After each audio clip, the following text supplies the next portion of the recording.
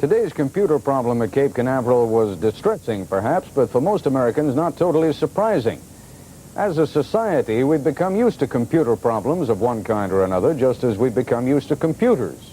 We're so used to them, in fact, that few of us stop to think of the extent to which they now play a role in our everyday lives, a role that shows every sign of growing even bigger. We have two reports, the first from Bettina Gregory. You can't do the simplest things today without using a computer. You can't cash a personal check. You can't even make a phone call without linking into the telephone company's computer. And if you go to the supermarket, the chances are good a computer will check out your groceries, mechanically assisted by a human being. In some areas, computers have replaced humankind. In Washington, the subway system is run by computer. True, motormen ride in the cabs, but only as a backup to this computerized service. In the airline industry, computers will reserve your seat on a plane.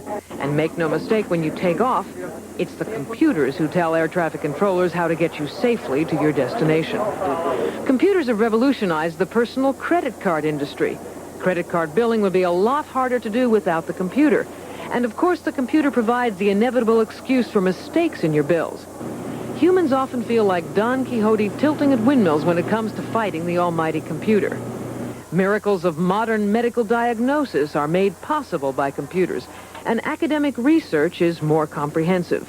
Computers have had an enormous impact on television journalism. ABC News researchers have millions of hours of film and videotape right at their fingertips.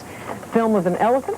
There are 223 entries in the ABC News library. An elephant at a circus? We have 20 such entries. But if you want an elephant with a rider, the computer says we have only one such film. It's a small computer that puts the letters on your television screen, and another one that creates special effects, which were once too expensive and time-consuming to produce before the age of the computer. Since Wall Street started using computers, volume on the big board doubled and redoubled to as much as 70 million shares a day. The government certainly uses computers. When you pay your taxes, IRS computers will audit the returns. The federal government also uses computers to track down runaway husbands on welfare. And now the Reagan administration wants to cut down the number of welfare cheats by putting a computer cross-check on everyone who gets government help. That's going too far, says the American Civil Liberties Union. But for the most part, computers have become such a way of life that many people believe they don't invade their privacy. That's because in America today, life, liberty, and the pursuit of happiness is inevitably linked to a computer. Bettina Gregory, ABC News, New York. This is Ken Kashiwahara. Personal computers are being welcomed in schools and in businesses and in homes without any mention of invasion of privacy. In fact, assembly lines are literally grinding them out, attempting to keep up with demand. Personal computers have become popular because of their size and their cost. They are compact because their tiny memory banks are made out of even tinier microchips. A basic unit can be had for as little as $1,500. Schools use the computers not only to teach children, but to teach them about computers. Educators at this junior high school say students are going out into a computer world and should know something about it. Small businesses have latched on to the personal computer boom, using the devices to map out financial plans and to print memos and letters, all at the touch of a button. And the personal computer is beginning to invade the home. In this house, the solar power is controlled and regulated by a computer. Here, the computer is used to entertain. Video games are programmed and the battle is waged. And Fred Wilkinson says he uses his home computer to store information and to learn. It's a daily event. There isn't a day that goes by that either through a magazine or through the keyboard or through a program or through talking to somebody that I don't pick up more and more information. And it's a growing experience. I see that in myself, and I see it in other people who I deal with that started out much the same way I have. The personal computer boom has been a boom to one company in particular. It has become the Big Apple in this land of high technology. Since the Apple Computer Company was founded 5 years ago, its sales have skyrocketed from about $100,000 to more than $100 million. Stephen Jobs helped build the first Apple computer in his garage. He is now 26 years old and is chairman of the board. And he sees his computer's future as the future of mankind. This is a 21st century bicycle that amplifies a certain intellectual ability that man has. And I think that after this process has come to maturity, the effects that it's going to have on society are actually going to far outstrip even those that the petrochemical revolution has had. But these computers are not necessarily simply innocent playthings of the future. Some people feel threatened by them. Some think they tend to dehumanize, and others fear they may eventually take over their jobs. This is ABC News San Francisco. But at least it still hasn't learned how to say, back to you, Ted. Back to you, Ted. I'll have my computer talk to you in a moment. And in a moment, we'll talk live with the chairman of the Apple Computer Company and with a writer who warns of the dangers that computers pose to society. Really an example of sort of the role that computers are now playing in our lives, in the sense that that computer that malfunctioned was really as critical to the success of the shuttle as the thrust of the boosters that were going to lift it up in the air.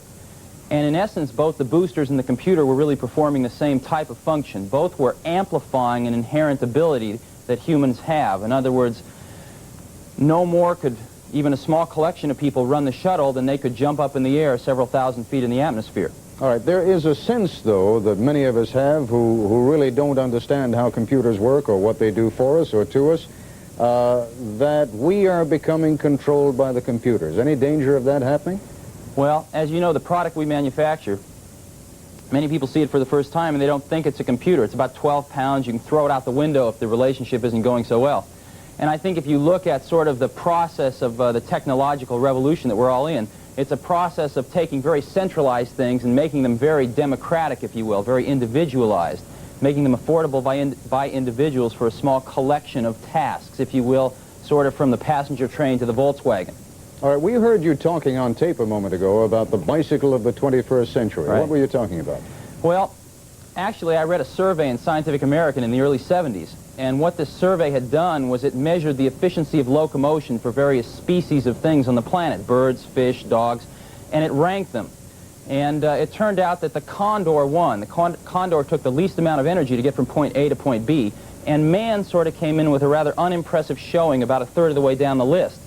But someone at that magazine had the insight to test the efficiency of man riding a bicycle.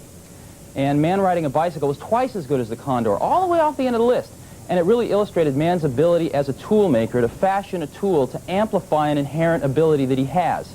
And that's really exactly what we feel we're doing. We're really sort of blazing the trails for the 21st century bicycle, but to amplify a slightly different inherent ability that man has, the ability of a certain part of intelligence. Right now we're at the mechanical part of intelligence, where one of these devices can free a person from many of the drudgeries of life and allow really humans to do what they do best, which is to work on the conceptual level, to work on the creative level. All right, David Burnham, you have some concerns about computers, and I guess in part they have to do with the invasion of privacy, and they do invade our privacy, do they not? They certainly do, and we have many examples from our history. Mr. Jobs said that the computer amplified the ability of man. That's true, but man, history tells us, has done good things, and he's also done bad things. The Census Bureau, for example, used computerized punch cards to help locate the Japanese Americans in 1941 when they were so many of them were arrested on the West Coast. All right, I keep borrowing this phrase from the NRA, you know, guns don't kill people, people kill people. Computers don't do that to people. People using computers do that. Isn't a computer in and of itself a neutral tool that can be used for good or evil? It is, and men use guns to kill people, and men use guns to hunt animals. The question is our society alert enough to understand the power of the computer and to turn it toward the good things, or are there people and occasions when we use this tool for a bad purpose? All right, Steve Jobs, I realize this is your baby and you've made a career out of it, but you're also something of a philosopher. Do you see the inherent possibility of bad coming out of all of this? Well, I think one of the things you really have to look at is you have to go watch some kids using these things. As an example, 97% of the high school students that graduate from Minnesota have hands-on experience with these personal computers, learning how to use them. We call this computer literacy. They're actually happening in the elementary schools now. And you go watch kids interact with these computers, and what you find is far from something quite harmful. In effect, what you see is an instantaneous reflection of a part of themselves, the creative part of themselves being expressed. And it's just very, very difficult to see these kids using this tool and realizing that they're going to have these tools available for the rest of their lives to portray that as something very harmful. It's actually something quite democratic. All right, but I mean, the government, and I think Mr. Burnham was leading us in this direction, the government has the capacity by using computers to get all kinds of information on us that we're really not even aware that they have. Isn't that dangerous? Well, I think the best protection against something like that is a very literate public, and in this case, computer literate. And I think you're actually seeing that happen right now. In the personal computer area, again, computers that people can afford themselves, we've already reached approximately 1 in every 1,000 households in the United States. And I think over the next 5 or 6 years, that figure will be 1 in 10. Ultimately, it will be 1 in 1.